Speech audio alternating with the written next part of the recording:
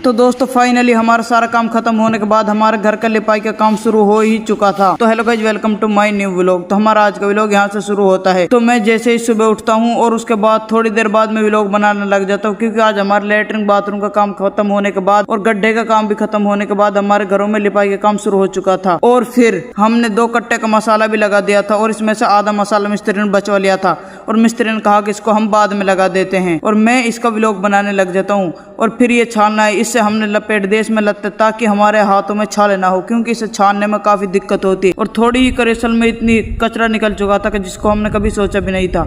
और हमने अपने घर का सारा सामान बाहर निकाल दिया था।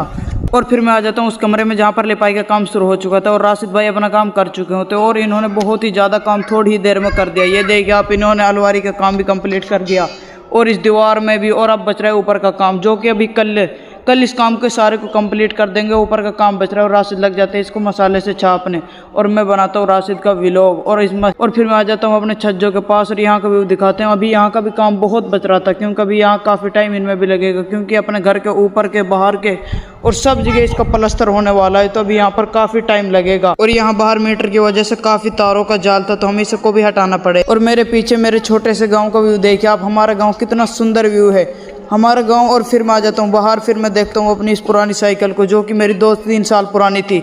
इससे मैंने 9वीं और 10वीं में स्कूल जाने के लिए इसे जाता था और अब ये काफ़ी ज़्यादा पुराने हो चुके, क्योंकि अब इससे कोई भी स्कूल नहीं जाता है। और फिर मैं चल देता हूँ अपने चाचा के घर की तरफ और फिर हमारी दोनों बाइक यहाँ खड़ी होती है, क्योंकि मेरा चाचा लाया था एक न्यू कूलर और मैं चल देता हूँ उसको